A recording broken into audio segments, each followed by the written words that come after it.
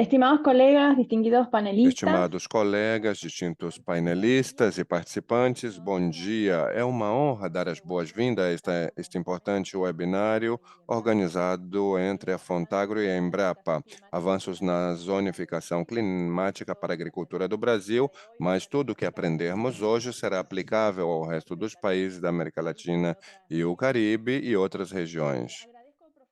Agradeço profundamente a presença de nossos colegas aqui, os painelistas e especialistas no tema.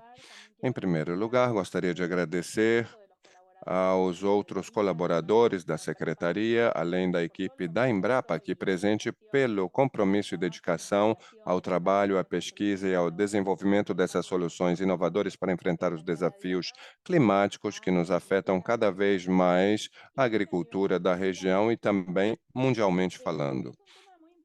É uma questão muito importante pensar como a zonificação climática é uma ferramenta fundamental que nos permite entender melhor como as variações de clima têm impacto na produtividade agropecuária. E ao identificar essas características específicas de cada zona ou cada região, podemos desenvolver estratégias muito mais eficientes e sustentáveis que permitam otimizar o uso dos insumos e melhorar especificamente a produtividade de maneira resiliente e sustentável e também ajudar a colaborar na gestão eficiente dos recursos naturais e também garantir uma segurança alimentar de longo prazo. Exploramos hoje os avanços recentes em zonificação climática através das experiências e o trabalho desenvolvido pela Embrapa e a Embrapa em representação do Brasil, um país com tanta riqueza climática, biodiversidade e também produtiva. Todos esses conhecimentos aprendidos não somente beneficiam o Brasil, com base nesse trabalho do Embrapa, mas com certeza beneficiam ou beneficiarão o resto dos países da América Latina e aqueles que compartilham zonas agroecológicas semelhantes.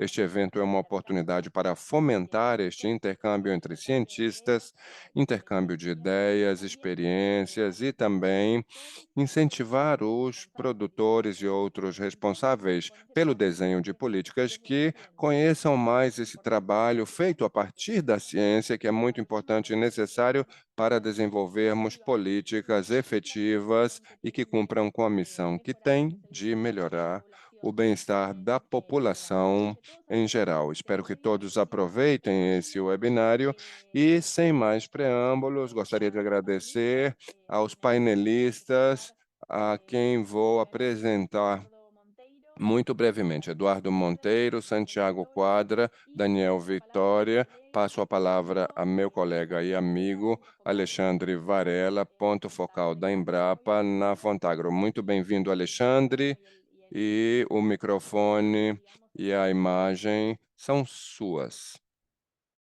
Muito obrigado, Eugênia. Bom dia a todos. É muito importante esse dia de hoje. É o nosso primeiro webinar conjunto entre os países membros da Fontagro e suas instituições, América Latina e Caribe, e também a participação aqui dos nossos colegas da Embrapa Agricultura Digital. Nós estamos trabalhando a Embrapa junto com a Fontagro a partir desde 2019, quando eu assumi o posto de coordenador do programa LABEX nos Estados Unidos. Naquele momento eu conheci a Eugênia como secretária executiva da Fontagro, lá em Washington, e nós tratamos imediatamente de fortalecer os laços entre a Fontagro, todas as instituições que compõem a Fontagro e a sua rede de inovação, e a Embrapa. Tivemos várias iniciativas, né, num primeiro momento de tratar de colocar o Brasil como país membro da Fontagro, é um assunto que ainda está em andamento, é um assunto bastante complexo aqui dentro do Brasil, mas que nós não desistimos e não desistiremos.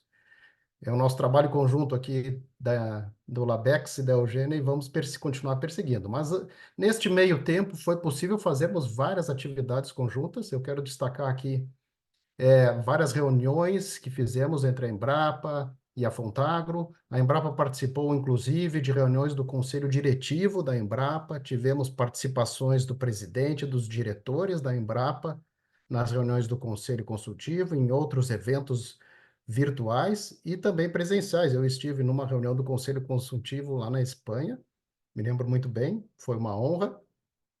É importante também destacar que a Embrapa participa como colaboradora de vários projetos, junto com os membros da Fontagro, né? Projetos em diferentes tópicos de pesquisa, produção animal, melhoramento genético em agricultura, sustentabilidade da agricultura, muitos tópicos. A Embrapa participa como colaboradora, de projetos que são liderados pelos membros da Fontagro.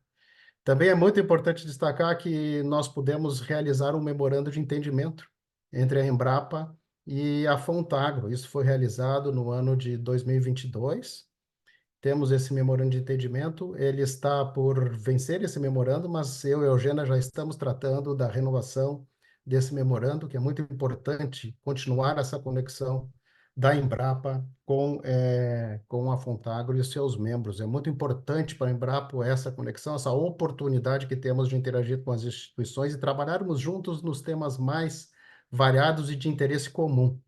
Eu quero destacar também a vinda do presidente Juan, este ano, aqui na Embrapa. Ele esteve presente em reunião com a presidente Silvia da Embrapa e os diretores. Nós elencamos algumas prioridades de trabalho daqui para diante conjuntos, e alguns tópicos de interesse comum. Entre eles, deste webinar, que é o primeiro deles que estamos executando. Haverão outros dois webinars sendo preparados junto com a Embrapa Agricultura Digital. E estamos tratando também aqui, já antecipo, de mais um webinar na área de gestão, né? Trazendo um pouco da experiência da Embrapa em termos de gestão de programação de pesquisa, o uso da escala TRL e o uso de softwares que a Embrapa faz dentro do seu sistema de gestão da programação. Estamos também preparando mais um webinar aqui, Eugênio, eu já vou antecipando, né? Então, quero dizer que é uma honra estarmos aqui presentes junto com os nossos colegas. Muito obrigado, colegas, pela disponibilidade também de estar aqui. E eu retorno, então, a palavra aqui para a Eugênia, para então passar para o primeiro painelista de imediato, e que todos tenhamos um ótimo webinar no dia de hoje. Muito obrigado. Muchas gracias. Muito obrigado, Alexandre.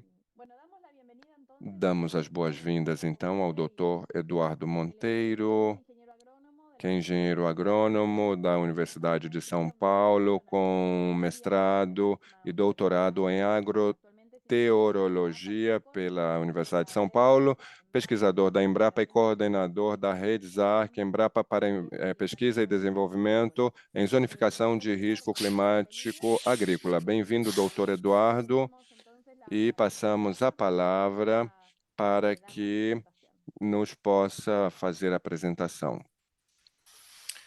Muito obrigado, Eugênia, pelo convite. Agradeço aí a toda a equipe da Fontagro que organizou esse evento. É um prazer estar com vocês aqui hoje. Bom dia a todos que nos acompanham. Então, desde já eu vou compartilhar a minha tela para dar início, então, à apresentação. Ok. Vocês já estão conseguindo ver a minha tela? Sim. Muito bem. Pessoal, eu vou fazer uma breve apresentação sobre o Programa Nacional Brasileiro sobre o zoneamento agrícola de risco climático, tá? O ZARC, né? O ZARC é a sigla do programa e corresponde basicamente às palavras, né, do zoneamento agrícola de risco climático, como vocês podem ver aí na tela, tá? Bom, em primeiro lugar, o que é o ZARC? Vocês podem ver no mapa de classificação climática de acordo com a metodologia de Köppen, né, que é um método de classificação bastante utilizado no mundo, que o Brasil ele apresenta vários tipos climáticos distintos, né, desde regiões com clima tropical, quente e muito chuvoso, até regiões semiáridas, né, e no sul do Brasil, incluindo algumas zonas com verão temperado, né? Então é uma diversidade climática muito grande que em cada uma dessas regiões nós teremos organizações diferentes dos sistemas de produção e, obviamente, das culturas viáveis em cada uma dessas regiões, justamente em função dos regimes climáticos, né? No Brasil, o principal fator de perda de produção agropecuária é, sem dúvida nenhuma, a seca, né? Períodos de estiagem. Em segundo lugar, nós temos o excesso de chuva como um dos principais fatores de quebra de safra e perda de produção. Em terceiro, a geada ou temperaturas muito baixas, que ficam mais restritas ao sul do país ou regiões de altitude elevada no sudeste. Tá? Então, o zoneamento agrícola de risco climático ele é um estudo agrometeorológico que delimita regiões de plantio e épocas de cultivo ao longo do ano em classes de probabilidade de ocorrência de eventos meteorológicos adversos, né? Ou seja, aqueles eventos que causam perdas de produção, eventos climáticos mais extremos que provocam perdas mais significativas de produção. Então, neste mapa, como exemplo, a gente vê em azul os municípios com risco de até 20%, em verde o risco de até 30%, em laranja o risco de até 40% e o cinza claro, né, o cinza claro é as regiões com risco maior do que 40%. Obviamente, esse aqui é um exemplo para uma cultura agrícola específica, num determinado tipo de solo e numa data específica de plantio, tá certo? Na tabela, a gente vê o resultado parecido, só que a variação do risco ao longo do ano, né? Ao longo das diferentes possíveis épocas de plantio ao longo do ano, em alguns municípios ali.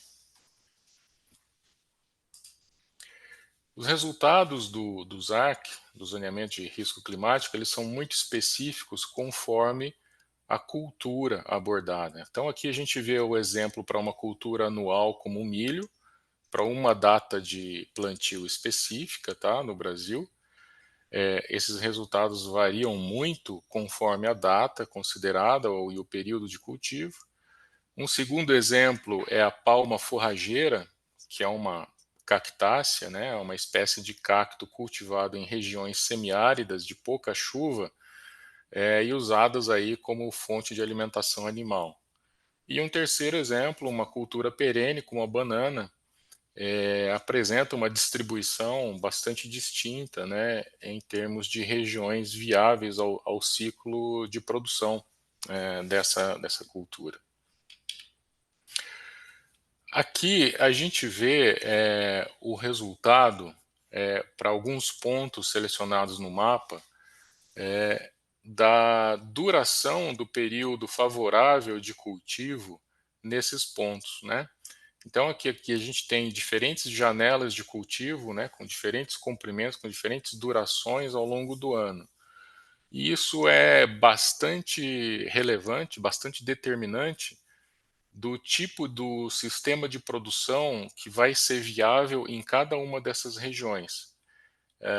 Não só da cultura ou da espécie cultivada, mas também do tipo do sistema de produção adotado em cada uma dessas regiões. No Brasil, não sei se vocês sabem, mas é bastante empregado um sistema de cultivo de culturas anuais, onde você tem uma primeira safra, geralmente a cultura da soja, seguida de uma segunda safra, ou de um segundo ciclo de cultivo, seguido principalmente pelo milho, ou em outros casos pode ser seguido pelo feijão, pelo algodão, pelo sorgo, enfim, diversas outras culturas acabam sendo utilizadas aí como segunda safra. E a duração do período viável de cultivo, ele é determinante para a viabilidade ou não desse sistema de produção. Tá? Bom, como que o ZARC, né, é utilizado no Brasil e por que ele se tornou importante no Brasil? Bom, em primeiro lugar, a gente pode dizer que os resultados do zoneamento, do ZARC, eles são utilizados em 2 programas de política agrícola, né?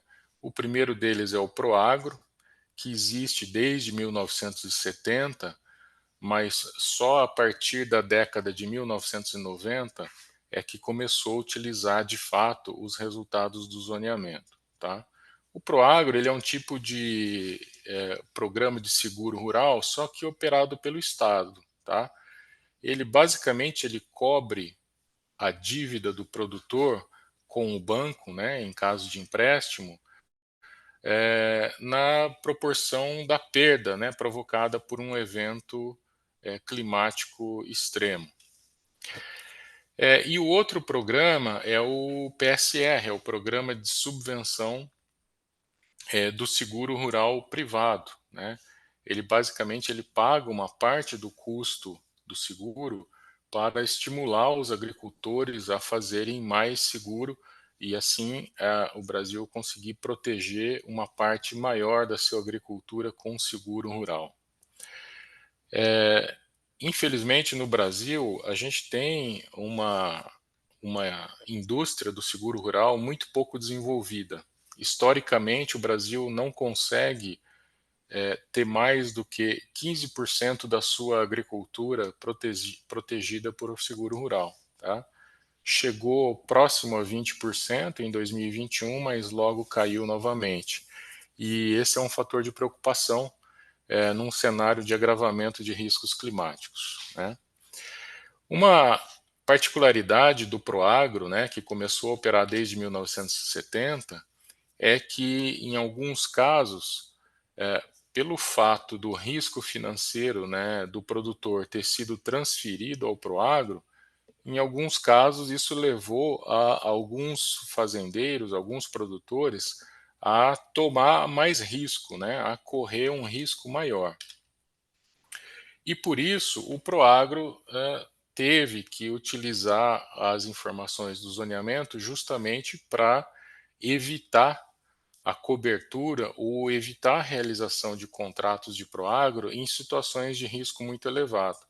Então, o que a gente vê aqui é mais ou menos o tipo de cobertura que o Proagro dá em função do resultado do zoneamento e o tipo de cobertura que as seguradoras privadas dão aos produtores em função do resultado do zoneamento. Basicamente, a gente tem uma situação considerada de baixo risco climático, onde você tem uma cobertura completa, né, tanto pelo Proagro como pelas seguradoras, e você tem situações de médio e alto risco, como a gente vê aqui no início e no final dessa janela de plantio, onde o Proagro recentemente passou a dar uma cobertura reduzida e já há algum tempo as seguradoras privadas ofereciam uma cobertura reduzida ou nenhuma cobertura, tá? E em situações de muito alto risco, ou seja, risco acima de 40%, nem o Proagro, nem as seguradoras, elas nunca deram cobertura para esses casos, tá? Quando o zoneamento passou a ser utilizado ali em meados da década de 90 no Proagro, ele proporcionou uma redução nos índices de perda do Proagro de 11,5% para 2,7% aproximadamente. Isso em números atuais representa uma economia de vários bilhões de reais ao ano em perdas evitadas, tá?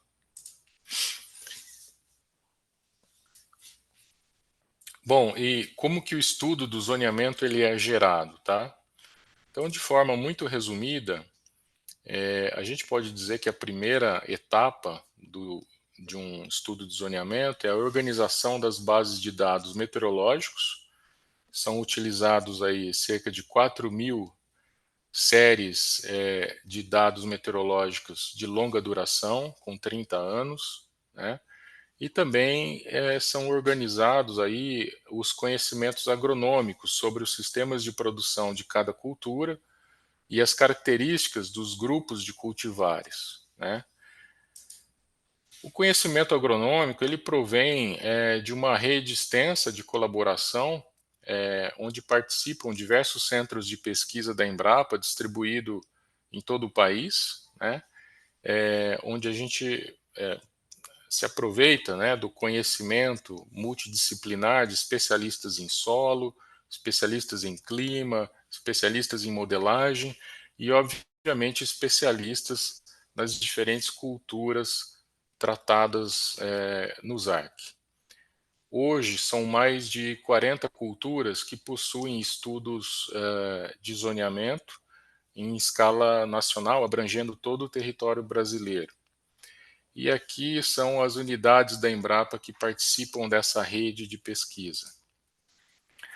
A Embrapa Agrosilvopastoril, por exemplo, ela está situada no norte do Mato Grosso, numa região de transição entre o clima tropical e úmido da Amazônia e o clima tropical típico de Cerrado, com verão úmido e inverno seco da região central do Brasil. Um outro exemplo é a Embrapa Trigo, que está situada no sul e se dedica a estudos de culturas que no Brasil a gente chama de culturas de inverno, que são aquelas que se adaptam bem ao inverno frio do Brasil. Basicamente o trigo, a aveia, a cevada, a canola, são alguns exemplos de culturas cultivadas durante o inverno frio brasileiro. E aqui um outro exemplo, uma área experimental da Embrapa Cerrados, situado no Brasil Central, onde a gente tem um típico clima de verão quente e chuvoso e inverno quente ou ameno e seco em todo o Brasil Central. Bom, uma vez organizada essa base de conhecimento, né, agronômico, a gente entra numa segunda fase, que é a definição dos métodos e modelos de cultivo que vão ser utilizados para gerar os resultados desejados, né?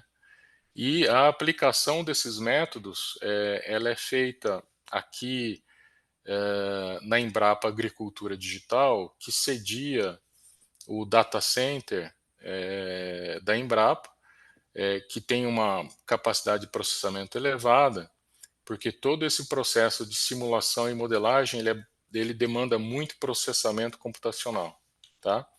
E a partir desse processamento a gente chega em resultados preliminares que posteriormente são apresentados e discutidos em reuniões de validação com a participação de outros representantes do setor produtivo e principalmente pesquisadores de outras instituições nas diversas regiões brasileiras.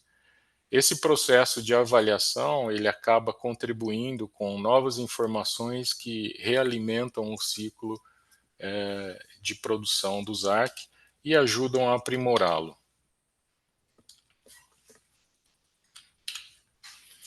Nessa sequência de imagens, a gente vê alguns exemplos para uma cultura como o milho, como os riscos climáticos ou as classes de baixo e alto risco climático, elas variam ao longo do ano. E por isso a gente tem épocas muito bem definidas, né, de baixo risco climático para a produção ou de maior risco climático para a produção.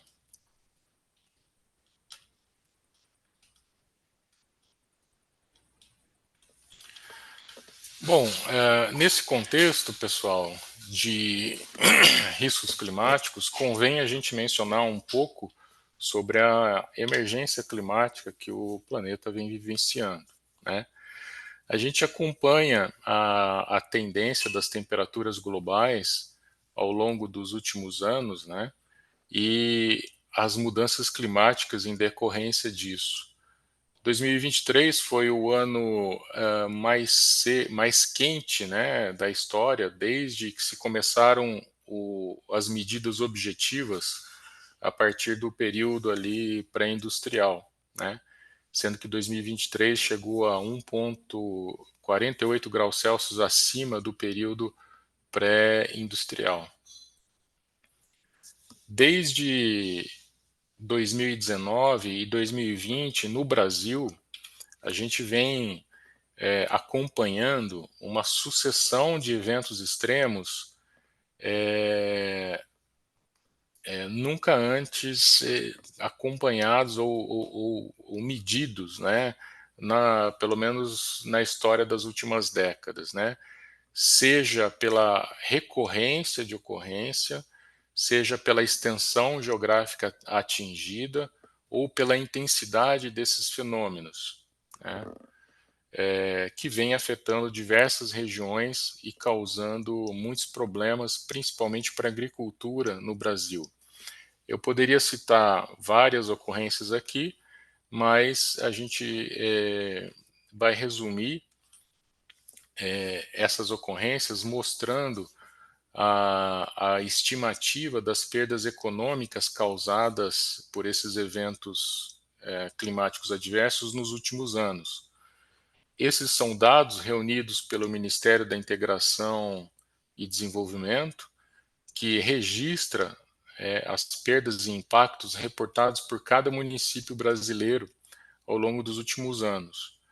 Então, especialmente ali a partir de 2020, 21, 22, a gente vem acompanhando esse aumento exponencial de perdas econômicas provocadas por eventos meteorológicos adversos, né? Dessas perdas, 81% foram registrados na agropecuária, né? E cerca de 15% em infraestrutura pública, como estradas, pontes e prédios, e apenas 4% na indústria, comércio e serviços. Em 2024, nós tivemos o maior desastre climático da história do Brasil, que afetou o estado do Rio Grande do Sul e provocou a perda de muitas vidas e afetou centenas de milhares de pessoas numa escala também inédita no Brasil, e as perdas econômicas ainda não foram totalizadas nesse sistema econômico, nesse sistema de monitoramento, tá? Em função disso, pessoal, a gente, na Embrapa, na rede de pesquisa e desenvolvimento do zoneamento, tem dado cada vez mais ênfase a uma abordagem mais sistêmica do conceito de manejo de gestão de riscos climáticos na agricultura, né?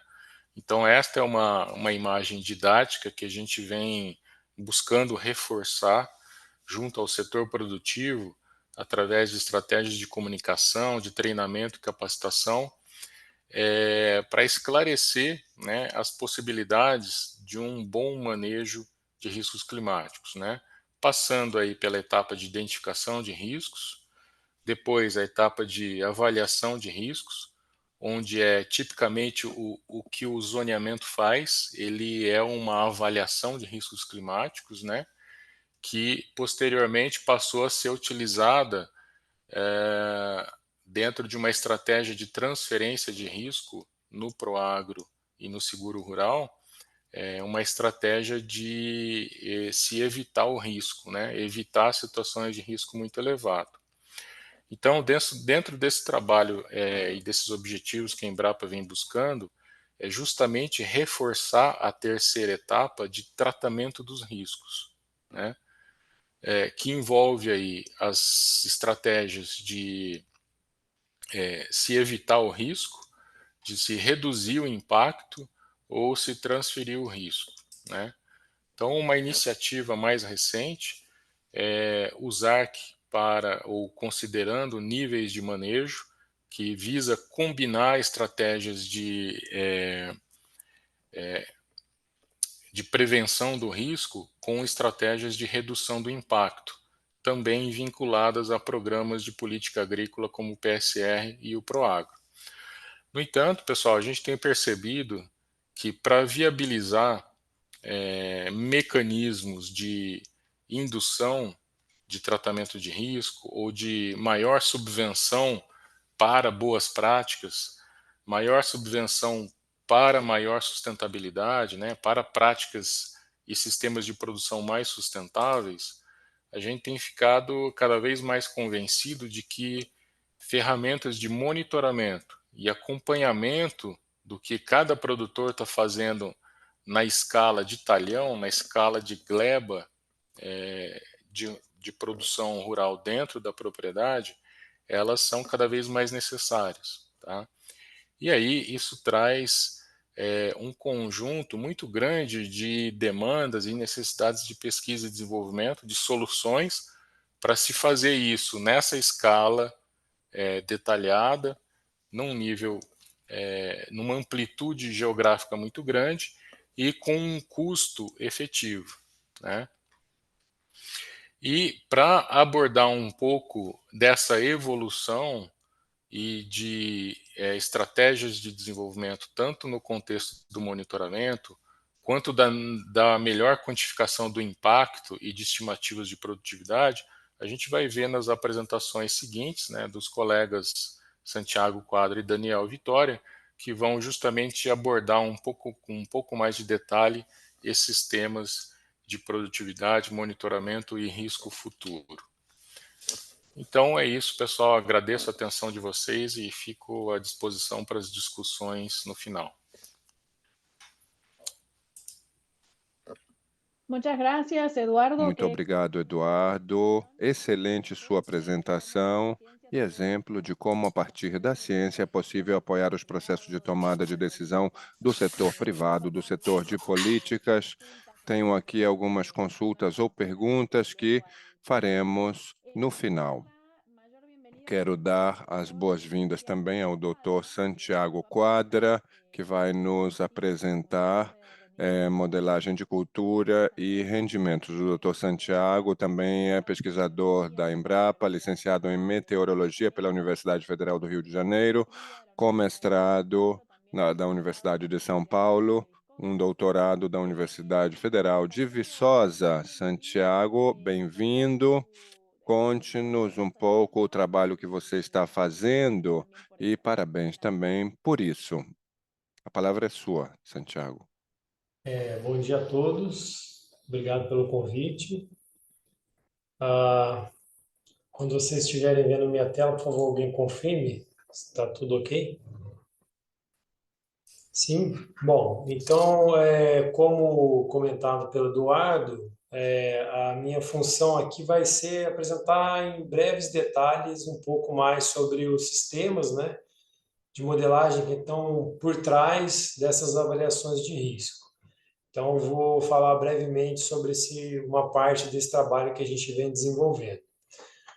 Bom, aqui é um exemplo de um dos modelos que a gente utiliza para a simulação das avaliações do impacto do clima na agricultura. E nesse exemplo aqui, a gente pode ver Santiago, que... Pois não? Santiago, desculpa. Santiago, você está na outra tela, me parece, porque estamos vendo o PowerPoint, mas não a tela ampliada, não está como apresentação. E agora vocês veem a tela toda? Não. Não, Não. Santiago. Peraí, deixa eu voltar então. Sim? Aí Agora Santiago. sim, Santiago. Ok. É o Mas coloca- PowerPoint não, não. aí. Tem que colocar em modo apresentação agora, Santiago. Não está ainda, não? Não, está... Eu acho que... Espera só um minuto. Vou colocar primeiro aqui no modo apresentação e compartilhar a tela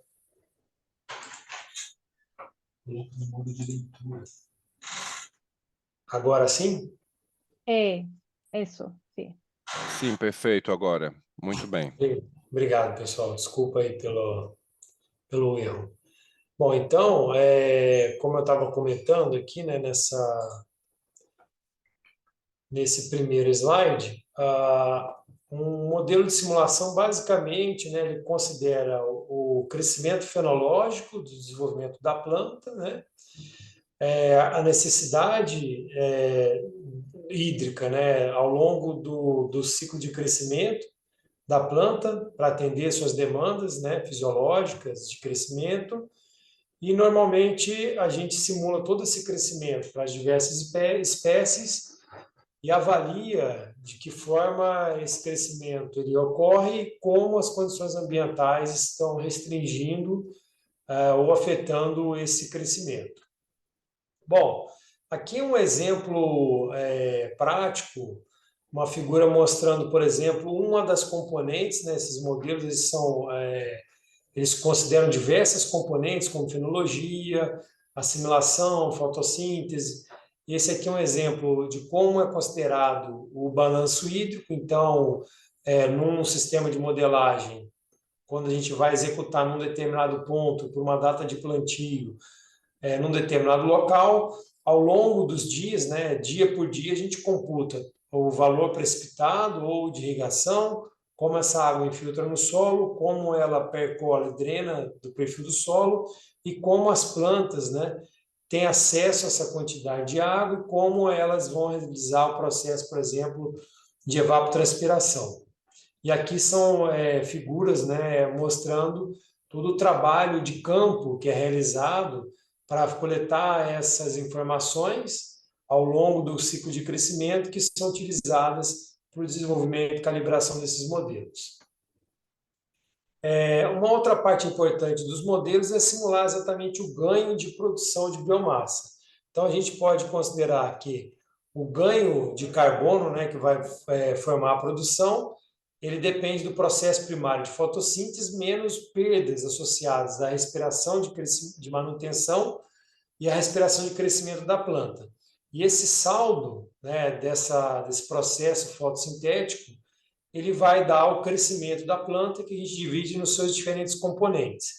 Então, essa fotossíntese líquida, ao longo do ciclo de crescimento da planta, por exemplo, aqui na cultura da soja, ele vai ser dividido, né, entre a parte aérea e a parte de raízes, e da parte aérea a gente divide entre vagens, grãos, folhas e colmos. Então, a gente simula, que são pontos que foram medidos, a gente simula todo esse crescimento da planta ao longo do seu ciclo de desenvolvimento para simular, por exemplo, a restrição hídrica ou, nesse caso aqui, por exemplo, direto a produtividade agrícola. Aqui é uma visão geral, né, dos módulos que envolvem um processo de simulação, como o Eduardo falou, né? A gente tem que ter, na verdade, diversos módulos que estão envolvidos numa simulação, desde um cadastro de uma cultivar, de uma espécie, quanto módulos que envolvem os dados climáticos, módulos também para predizer, né, prescrever as condições de solo daquele determinado local. No caso da pastagem, a gente tem módulos para simular o pastejo do animal, irrigação, prescrever o manejo. Finalmente, a gente monta os experimentos que vão ser simulados. Por exemplo, eu quero avaliar qual que é a produtividade histórica da soja num determinado local, que tem um determinado clima, para um tipo de solo, considerando esse tipo de manejo, essas datas de plantio, por exemplo. E aí a gente faz essa execução, e essa execução depois é transformada nos produtos que o Eduardo apresentou previamente. Tá? Os modelos, na verdade, né, eu apresentei brevemente, eles têm vários módulos internamente. Tá?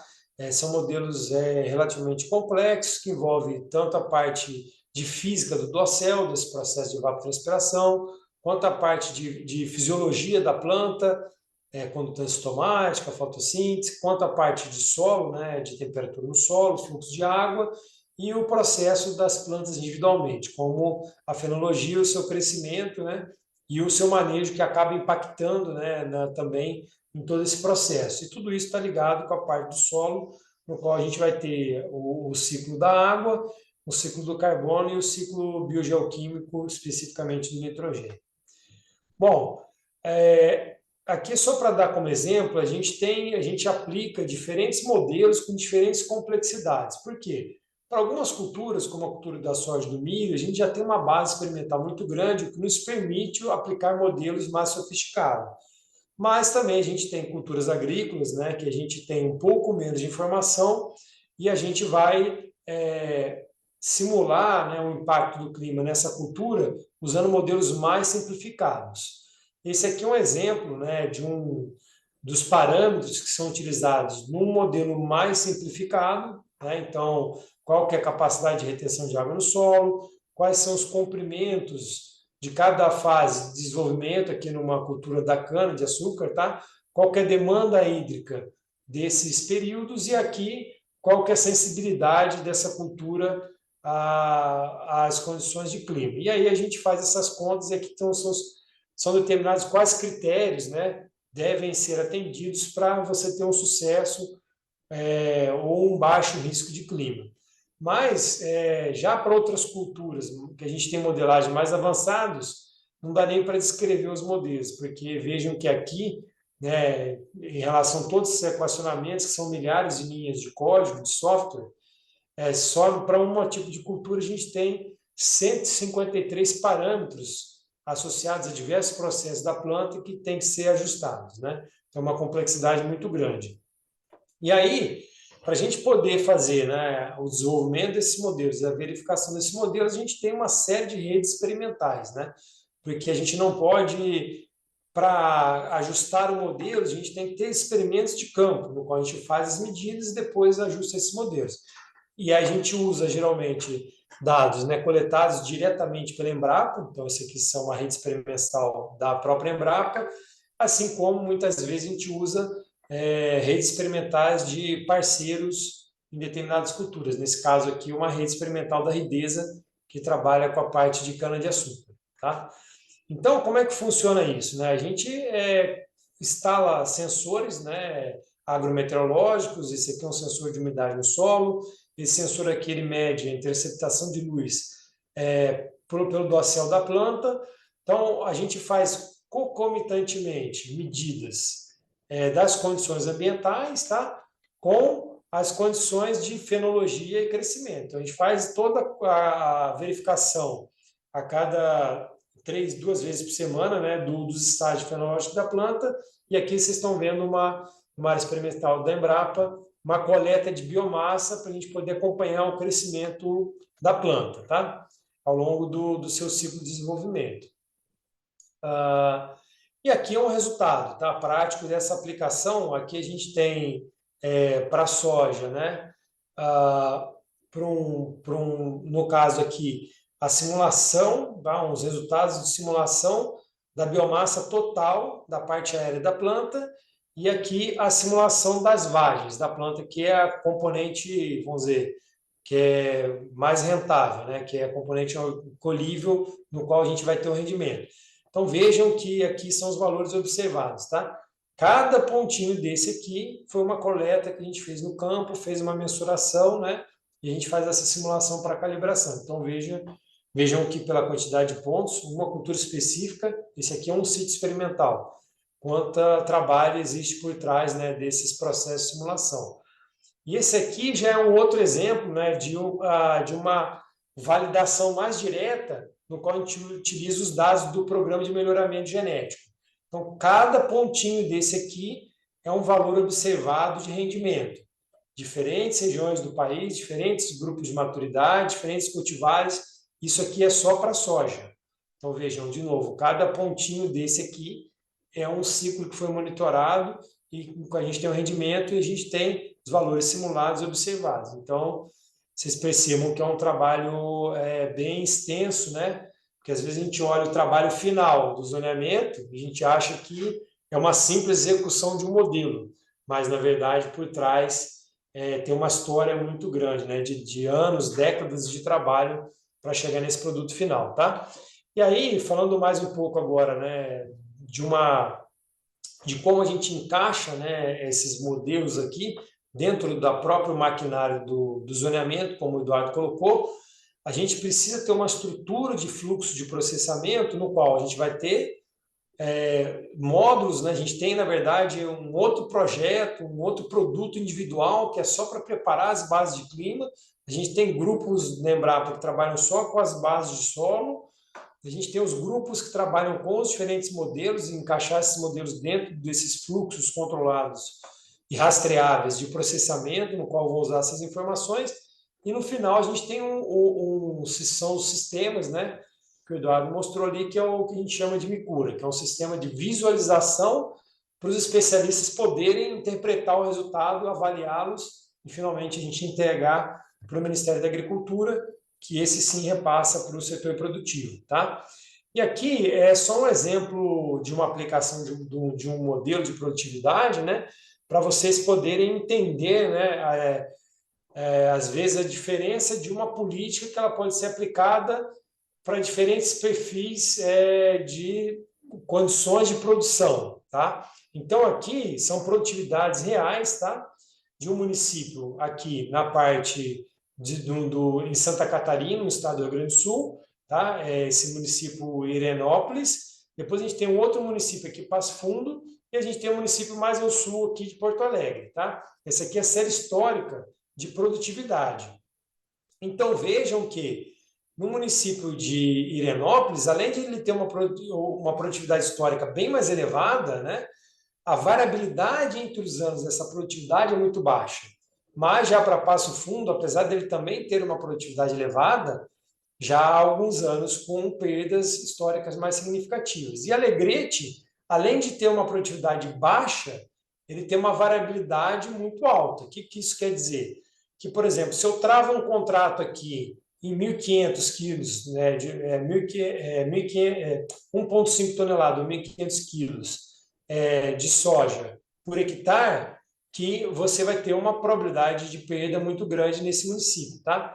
Então, aqui, no caso, quando a gente faz uma simulação de um zoneamento com base em produtividade, daí a gente já tem duas questões. Uma é a probabilidade de ocorrência em si, que é muito dependente daquela variabilidade, mas também qual que é a produtividade esperada, qual que é a sua produtividade daquele local que tem maior adesão com esses contratos.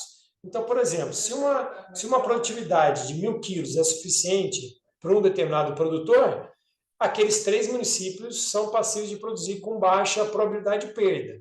Então, está ok você plantar naquele município. Porém, se eu tenho, por exemplo, aqui uma expectativa mais elevada, como é esse caso aqui, né, de 2.000 quilos, né, se eu dobrar essa expectativa, então vejam que aquele primeiro município mais ao sul, ele já tem uma probabilidade de sucesso de atingir esses 2.000 quilos só de 5%. Né? Então, é praticamente inviável, né, você ter uma produtividade, quer dizer, uma produtividade, travar um contrato para essa produtividade para esse município. Bom, pessoal, é isso que eu tinha para apresentar. Só em breves detalhes os nossos sistemas de simulação.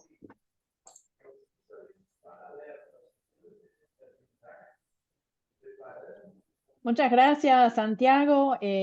Muito obrigado, Santiago. É muito importante ver como esses modelos estão alimentando o que o palestrante anterior, Eduardo, tinha falado. Vamos dar a bem-vinda agora a Daniel Vitória, que vai apresentar o monitoramento de cultura e futuros cenários.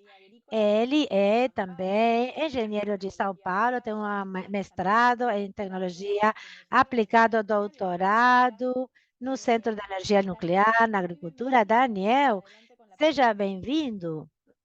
Você tem a palavra. Bom dia, boa tarde, muito obrigado pelo convite, é um prazer estar apresentando aqui. Vocês veem minha tela direito? E me ouvem bem? Sim, sim. Beleza, então eu vou falar um pouco do nosso trabalho de monitoramento das situações e, deixa só um momento aqui, e cenários futuros de risco.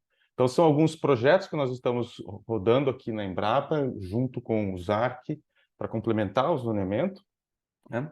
Então, qual que é a importância, né? Por que a gente está indo para o monitoramento? Eu estou falando de monitoramento agrometeorológico.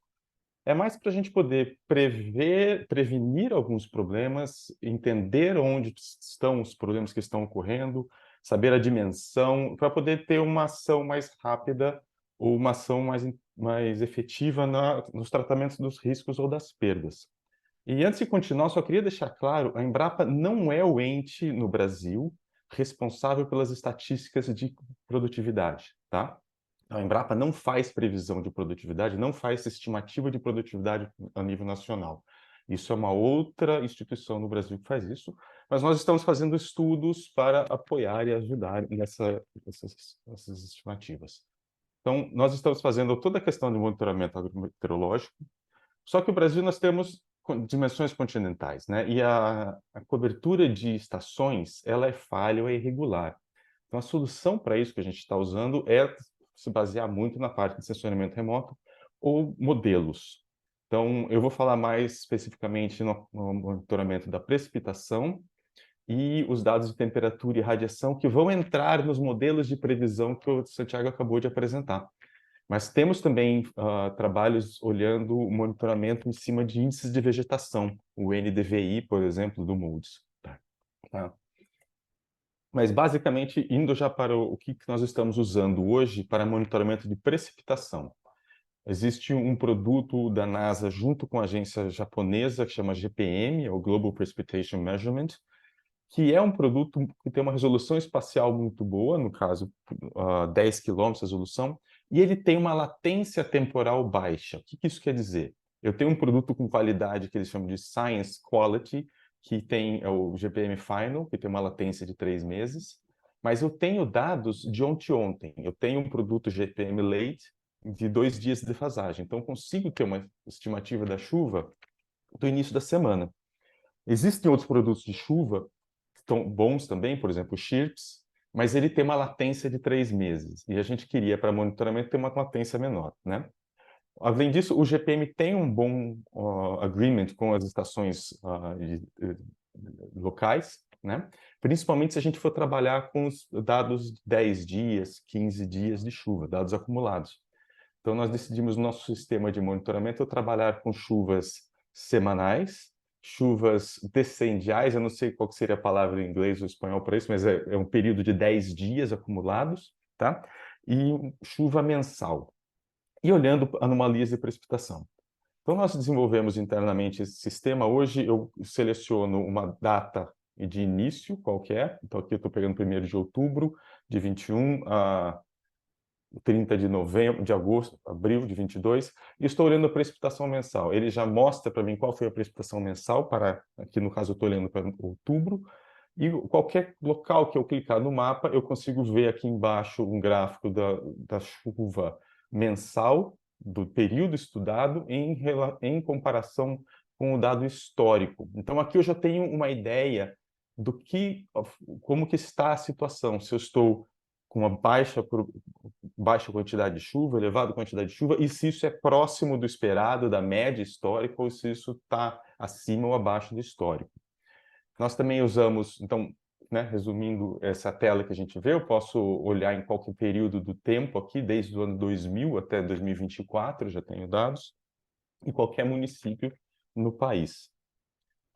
Então, por exemplo, a gente vê aqui em Alegrete que esse mês choveu muito mais, não sei se vocês veem meu pointer, né? Mas vê muito mais do que em setembro, choveu acima do normal. Eu posso olhar anomalias de precipitação, que é um índice chamado SPI, Standard Precipitation Index, é um índice muito utilizado. E o interessante é que a anomalia de precipitação pode nos fornecer informações tanto para extremos de muita chuva, ou de seca. Então, no caso aqui, é um exemplo, outubro de 2021 foi o mês mais chuvoso numa região do país, em Belo Horizonte, nos últimos 10 anos. E se a gente olhar os dados de chuva e os dados de anomalia de precipitação, você vê toda a questão que ele estava muito acima mesmo, a gente vê aqui a precipitação mensal, né, em relação ao histórico, e nós conseguimos ver a área afetada, né? E isso vale também para o outro lado da escala para ver as secas, né? Então, no caso aqui, eu estou vendo uma região em Maringá, no Paraná, no ano de 2021, na safra 21-22, que teve um problema de seca em novembro e dezembro, justamente uma época crítica para a produção de soja na região.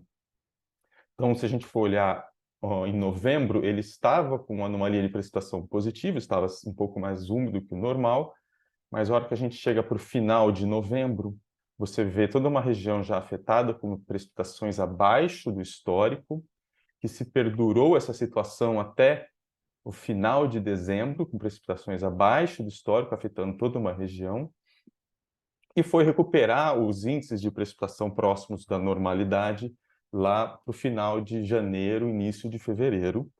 E no final de março a gente estava com chuva em excesso, né? Mas a agricultura e a produção de soja nessa região se dá mais ou menos nessa época aqui de novembro, que foi afetada e causou perdas, tá? Então, esse é o acompanhamento da precipitação que nós estamos fazendo. Temos dados hoje desde o ano 2000 até 2024, todos esses dados calculados para todos os municípios brasileiros em um sistema para visualizar isso. Tendo os dados de precipitação e tendo os modelos que o Santiago acabou de apresentar, nós estamos trazendo também dados de temperatura e radiação e outras variáveis meteorológicas necessárias para o monitoramento da produção, da produtividade. Então, nós estamos usando esse modelo AGS, que é o modelo desenvolvido pelo Santiago, que precisa, além da precipitação, informações de radiação e temperatura, que vem do modelo chamado NASA Power. Então, esse NASA Power é um dado fornecido pela NASA, utilizado muito para estimativas de instalação de placas solares e aquecimento de prédios. Então, ele é muito bom para essa questão de radiação, que é o que a gente precisa também para a agricultura. Estamos rodando isso para dados para soja, e nós podemos fazer toda a simulação de crescimento de culturas para o clima presente e para o clima passado, desde o ano 2000. E podemos comparar, então, o clima presente com o clima passado, ou fazer previsões. Hoje nós estamos fazendo previsões com os dados históricos. Nós não estamos inserindo dados de previsão de tempo nesse sistema ainda, mas é o próximo passo na pesquisa. Então, basicamente, a análise que nós fazemos é assim. Imagina que eu estou fazendo um plantio em 1º de outubro e eu tenho dados até dezembro. Então, eu rodo o modelo e simulo o crescimento da biomassa, que é essa linha vermelha cheia. Meus dados meteorológicos acabaram em dezembro, janeiro do ano seguinte eu não tenho dados, porque não chegaram esses dados ainda. Então, eu começo a preencher o resto do ciclo com dados meteorológicos dos anos anteriores. Então, se aqui é 2024, eu continuo aqui em janeiro com os dados 2000, 2001, 2002. Então, eu tenho o clima presente até aqui, e aqui seriam minhas possibilidades de crescimento dados climas passados. Então, eu consigo, além disso, as linhas pontilhadas são os máximos e mínimos dos últimos 20 anos, ou uma variação do percentil 25 a 75 dos climas passados. Então, eu consigo ver que nessa situação, eu estou numa trajetória próxima da mediana dos últimos anos, e se o clima deste ano repetir os climas anteriores, eu estarei dentro do mínimo e máximo, e à medida que eu vou recebendo mais dados meteorológicos, esse leque dessas tracejadas vermelhas vai se estreitando. Então, no caso aqui, são uma comparação para 3 municípios. Nós temos 3 lagoas.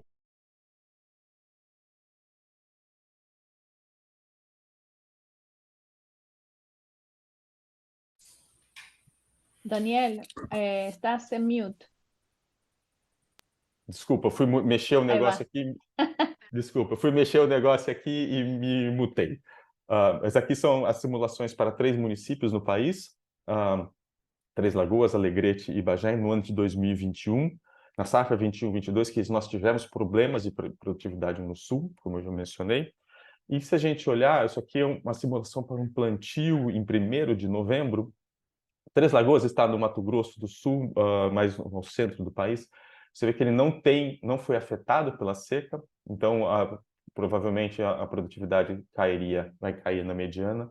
Mas Alegrete, a gente vê que os climas presentes, os dados presentes da safra presente já estavam indicando problema de safra, e mesmo se a gente tivesse os melhores anos para frente, os melhores ainda ficaria abaixo da mínima histórica, e Bagé também. Então, assim, quando a gente executou essa simulação em janeiro de 22, a gente já estava vendo problemas de safra para a safra 21-22.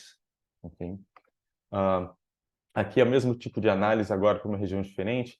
A gente teve no ano de 22 uma seca que atingiu o estado do Mato Grosso do Sul, mas, por exemplo, ela não atingiu Campo Grande, então o Campo Grande teve uma produtividade de 3.700 quilos, mas Dourados caiu um pouco a produtividade para 3.000 quilos, e Naviraí, mais ao leste do estado, ficou com 2.000 quilos. E a simulação no AGS mostrou aqui a produtividade para Campo Grande acima do percentil 75, né?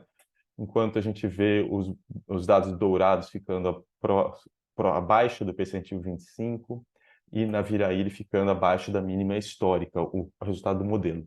Então, o modelo está mostrando um bom resultado em comparação com os dados que nós estamos observando no campo. E a safra 21-22 no Paraná, que teve uma seca muito severa, identificou mais de 50% de perda, e a gente queria saber com quanto tempo de antecedência a gente conseguiria ver essas quebras, né? Então, no caso aqui, são as simulações, se eu simular a produtividade no Paraná com um mês de dados, imagina que eu plantei em outubro, com um mês de dados, novembro de 2021, a gente não tinha nenhum indicativo de que ia ter uma quebra de safra. Um mês e meio de dados meteorológicos chegando, a gente não tinha nenhum indicativo. Com 2 meses de dados meteorológicos, a gente também não tinha nenhum indicativo. A mediana da produtividade nos municípios estava ali em 3.000 quilos. Já com 2 meses e meio, a gente conseguiu identificar, olha, provavelmente vai ter uma perda. Com 3 meses, a gente já estava confirmando essa perda, e com os dados da safra completa, que é o penúltimo box plot aqui, a gente viu a perda aí de 3.000 caindo para a média de 2.000 quilos no Paraná.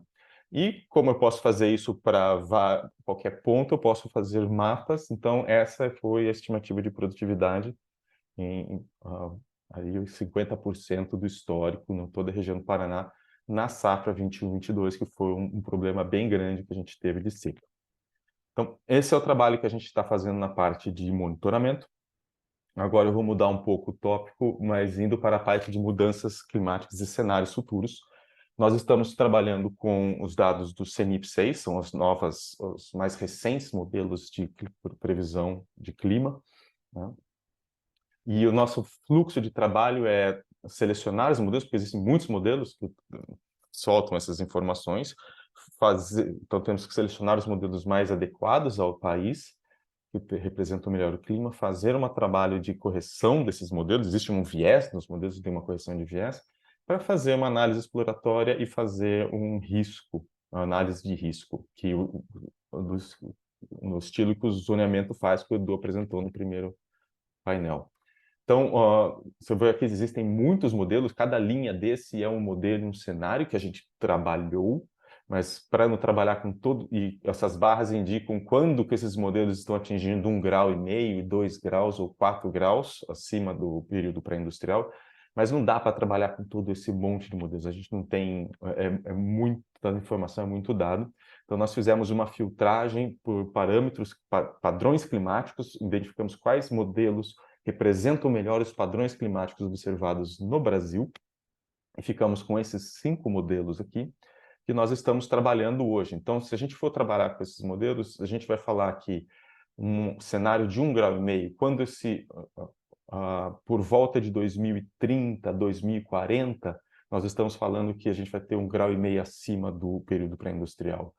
Por volta de 2040, 2050, chegando 2060 aqui, nós estaríamos com 2 graus acima do período pré-industrial. E o que isso impacta, né? Então, selecionamos os modelos, sabemos quando esses 1 grau, 2 graus e meio vai ocorrer, nós fazemos uma correção de viés. Isso aqui é um trabalho para fazer com que os erros sistemáticos dos modelos sejam removidos, e faz uma adequação da resolução espacial, né? Então, todos padronizados numa mesma grade espacial. E fazemos as análises regionais. Então, aqui são os gráficos de temperatura máxima para cada estado brasileiro. E o que a gente vê para todo o Brasil é o aumento das temperaturas máximas. Nos cenários mais pessimistas, de maior emissão, esses aumentos são maiores e não param, enquanto os cenários, que é o cenário 1,26 aqui, são cenários mais otimistas, a gente estabilizaria esse aumento na temperatura máxima. Mas todos os modelos e todos os estados estão indicando aumento da temperatura máxima, aumento nas temperaturas mínimas, e a precipitação, os sinais de precipitação são mais difíceis de ver. Alguns estados têm um sinal um pouquinho mais forte, não muito mais forte, mas você tem um aumento de precipitação, por exemplo, no sul, mas é algo mais difícil de ver. Mas se nós temos aumento de temperatura, nós vamos ter aumento da demanda atmosférica, aumento da evapotranspiração. E se isso não é acompanhado de um aumento na precipitação, nós teremos aumento no déficit hídrico, que é o que a gente vê aqui. Então, aqui são os balanços hídricos, os resultados do balanço hídrico. Em vermelho são o déficit hídrico, em azul são os excessos hídricos. Esse aqui é para o período histórico. E aqui a gente começa a ver o que acontece à medida que a gente vai aumentando. Então, aqui com 1,5 grau, aqui com 1,5 grau num cenário de aquecimento mais elevado, aqui com 2 graus, aqui com 2 graus, mas num cenário de aquecimento mais acelerado. É difícil ver esses gráficos um ao lado do outro, por isso eu separei aqui o déficit hídrico para o período de outubro, novembro, dezembro, que é quando no Brasil começa a fazer o plantio lá no centro-oeste, né? Para o período presente, para um período entre 2030 e 40, quando a gente teria 1,5 grau de aquecimento, e para um período de 2040 e 50, quando a gente teria 2 graus de aquecimento. E o que a gente vê mais preocupante é a questão do déficit hídrico no início da época de plantio, outubro e novembro. Você vê que aqui no outubro aumenta o déficit hídrico no Mato Grosso, por exemplo, aumenta o déficit hídrico em novembro também no Mato Grosso. Isso significa que a nossa janela de plantio, que o Edu mostrou no primeiro painel, que inicia em outubro, novembro, ela vai ter que ser adiada. Então, a gente vai ter que jogar essa janela de plantio um pouco para frente, vai reduzir o tamanho da época de plantio, que é o que a gente vê quando roda o zoneamento completo nos modelos climáticos. A gente vê, se você tem que levar essa janela de plantio mais para frente, e lá você vai reduzir o período completo dela, que é o que todos os modelos estão falando. Eles falam que num cenário de 2 graus de aquecimento, todos os modelos analisados estão indicando uma redução da janela de plantio, do período que nós temos para plantar. Essas reduções ocorrem porque nós temos um maior aumento de risco no início, como eu mostrei ali, outubro, novembro, está aumentando o déficit, vai ter um aumento de risco no início, mas também temos um aumento de risco no final daquela janela de plantio, que é o que a gente vê aqui. Se eu olhar, por exemplo, para o estado de São Paulo, aqui o que eu quero dizer é que neste decêndio, aqui vai ser o decêndio 23, final, outubro, novembro, ele tinha um risco de 40 no período histórico. À medida que nós vamos aumentando a temperatura, aquecendo, esse risco vai aumentando no início da janela de plantio ou no final da janela de plantio. O período apto para plantio vai ficando mais estreito. Então, isso vai causar implicações para a segunda safra, porque você vai ter que adiar o plantio da primeira safra, colher essa primeira safra e não vai ter tempo hábil, o risco vai ser maior para o plantio da segunda safra. Então, era isso que eu tinha para apresentar, a questão do modelo do monitoramento e das mudanças climáticas. Obrigado. Gracias, Daniel. Qué importante. Obrigado, Daniel. Que importante e maravilhosa sua apresentação e, ao mesmo tempo, desafiadora, não é mesmo? Eu tenho algumas perguntas que gostaria de compartilhar com vocês e gerar um diálogo com base nas apresentações. Vou começar com o Daniel. Daniel, é crucial tentar predizer, dentro do possível, as anomalias climáticas, eventos climáticos extremos. Acredito que esse é o desafio que nós temos, todos nós que estamos trabalhando na parte científica, não é mesmo? Tentar entender como podemos desenvolver ou melhorar os modelos existentes para prever essas anomalias. Entendo que a colaboração interinstitucional, porque você estava falando da NASA, por exemplo, é muito importante, porque não pode haver uma organização que tenha todos os dados. É muito importante a colaboração interinstitucional e, inclusive, para melhorar esses modelos. Agora, minha pergunta é a seguinte: os modelos que vocês têm podem monitorar de alguma forma quais são as práticas agrícolas e agronômicas que os produtores realizam para tentar balancear esses déficits de evapotranspiração ou de precipitação? Vocês têm informação de produtores nesse sentido para incorporar aos modelos? Deu uma falhada no áudio, então eu vou tentar, mas acho que eu captei toda a pergunta. Você tem razão, parcerias institucionais são muito importantes, né? A gente tem uma parceria, por exemplo, eu não mencionei, mas com o INPE hoje no Brasil, que é quem trabalha muito com esses modelos. O Santiago trabalha muito com o pessoal do Cordex, que tem na Argentina, que faz os modelos também regionais. Então, essas parcerias são muito importantes e nós temos sempre interesse em estabelecer novas parcerias, isso é muito importante. A questão das práticas que os agricultores estão usando esse monitoramento. Ele é algo um pouco mais desafiador, tanto que no ZARC tradicional, nós precisamos entrar com o tipo de solo que está sendo utilizado. Nós não temos como saber hoje qual é o solo em cada fazenda. Então, o zoneamento hoje roda para vários tipos, 6 solos diferentes, e no momento de um contrato, os produtores eles informam qual é o solo. Então, nós simulamos para tudo. Mas, por exemplo, acho que talvez o Edu possa até comentar um pouco melhor a questão dos níveis de manejo que nós estamos implementando. Esses a gente vai ter que ter alguma informação mais precisa da prática que o agricultor está fazendo no campo. Então, aí os dados de sensoriamento remoto, as séries temporais de índices de vegetação, os dados locais de solos, de análise de solos, esses serão muito importantes. Então, nós estamos nesse desafio hoje de conseguir esses dados mais precisos dos locais que nós estamos processando e simulando. Gracias, Daniel. Obrigado, Daniel. Eu tenho uma pergunta para o Santiago. Santiago, você observa que há uma mudança na zonificação da produção do Brasil com todos esses modelos, em comparação com a história de produção do Brasil? Há um movimento, há uma mudança dos perfis de zonificação de produção? Bom, a questão da zonificação está muito associada com um determinado tipo de cultivo, né? Qual que é a aptidão e a sensibilidade, como até o Eduardo mostrou, né, em alguns exemplos, né? Diferentes espécies, elas têm diferentes resistências, né?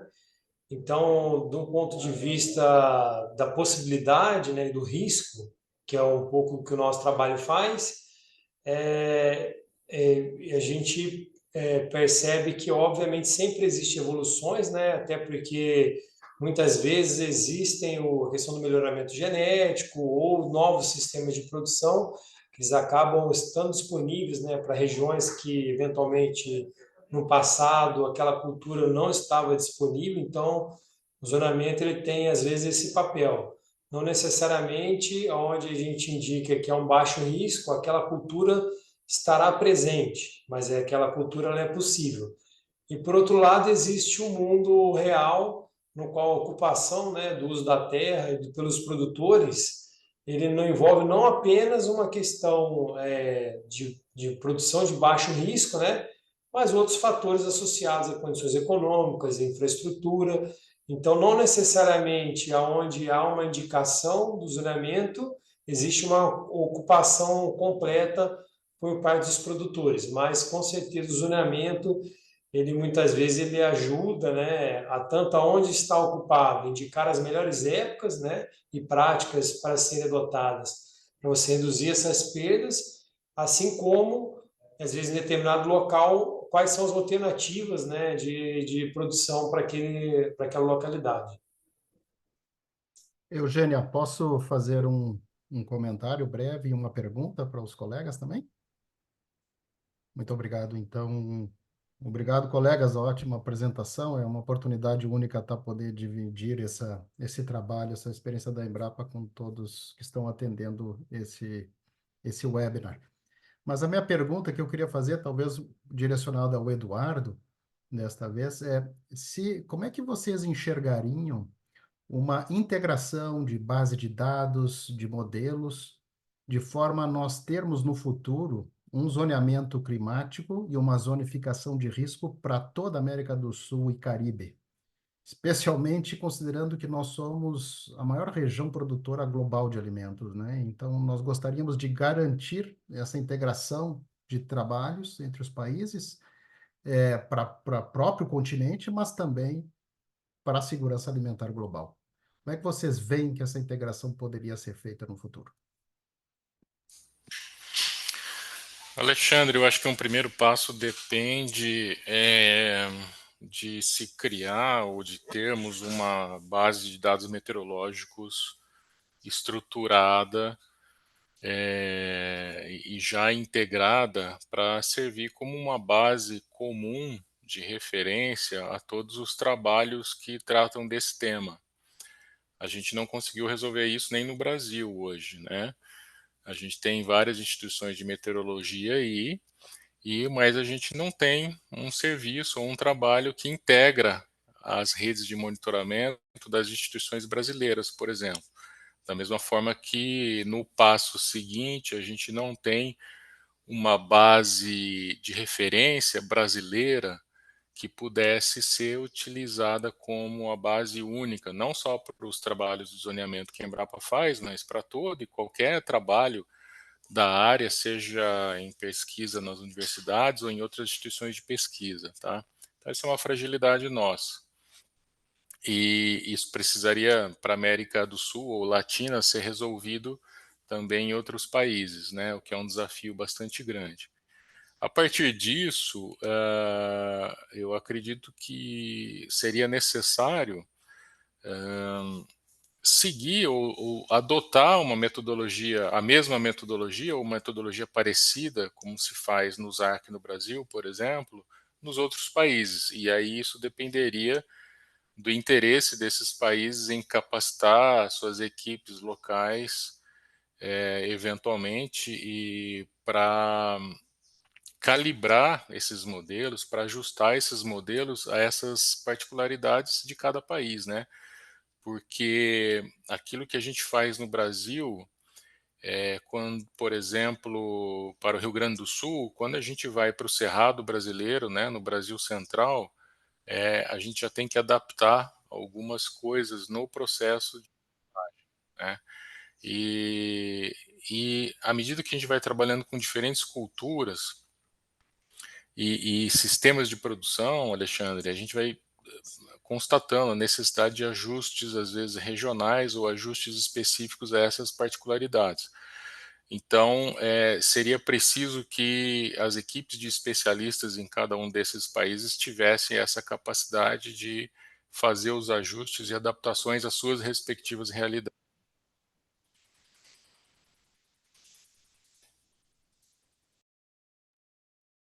Eugênia, eu retorno para ti para fazer os comentários finais. Gracias, Alessandra. Muito obrigada, Alexandre.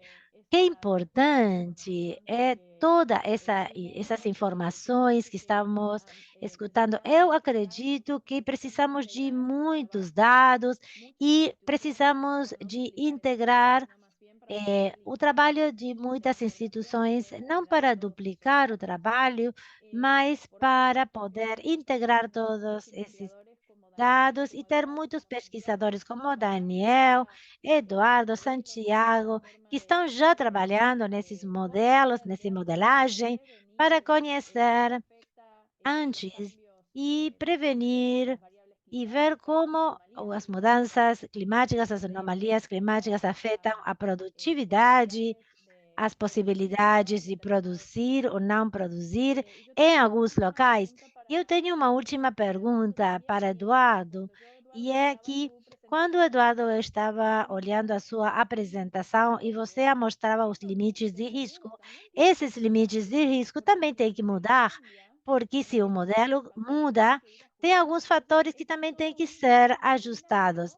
É um sistema muito dinâmico, eu acredito, e realmente não temos outro jeito de trabalhar nesses modelos mas temos que trabalhar de um jeito multidisciplinar, com expertos em solo, em economia, em meteorologia, agricultura. Para encerrar esse webinar, eu quero agradecer todos vocês, especialmente aos palestrantes, Eduardo, Daniel, Santiago, por esse webinário de Embrapa Fontagro. E nós esperamos que tenhamos mais oportunidades no futuro para trabalhar juntos em iniciativas de escala muito ampla, mas abrangente. Tudo isso que está sendo gerado no Brasil, com o trabalho fantástico que vocês estão trabalhando, deveria ser, talvez, aplicado em outras regiões e países da América Latina, eu acho. Então, muito obrigada. Eu estou muito contente com o resultado desse primeiro webinário. Alexandre, você quer fazer algumas palavras de encerramento? Muito bem, obrigado, Eugênia. Eu gostaria de agradecer, inicialmente a todos que estão nos ouvindo, atendendo esse webinar de extrema importância para que a gente aumente esse intercâmbio e colaboração entre a Embrapa e as instituições, que compõem a rede da Fontagro. Gostaria de agradecer também os colegas, que se dispuseram aqui a preparar nossas excelentes apresentações, compartilharam informações valiosas. Muito obrigado. Agradecer a equipe da Fontagro, que trabalhou na organização do webinar, muito bem realizado. Muito obrigado a todos vocês. E dizer que o webinar foi um canal inicial de interação e de intercâmbio entre a Embrapa e as instituições que compõem a rede da Fontagro. Nós teremos mais webinars em relação ao assunto ainda de zoneamento agroclimático, de manejo do risco climático, virão aí pela frente. Em breve nós daremos mais detalhes a todos e também de outros assuntos. É um canal que vai iniciar o nosso intercâmbio. Gostaria de deixar o programa LabEx da Embrapa e a Fontagro juntos, disponíveis para que esses canais possam se realizar na prática, né? Então, qualquer iniciativa que vocês queiram tomar a partir desse webinar, ideias, estamos disponíveis para promover esse intercâmbio entre as equipes e entre as instituições e fazê-la acontecer de fato. Muito obrigado a todos, agradeço mais uma vez e desejo um ótimo dia a todos e nos vemos em breve. Retorno a Eugênia, então, para encerrar finalmente aí o evento. Muy bien, muchas gracias a todos. Feliz día y Muito obrigado a todos vocês. Bom dia e vamos continuar com o próximo webinar e dar mais informações daqui em breve. Muito obrigado a todos.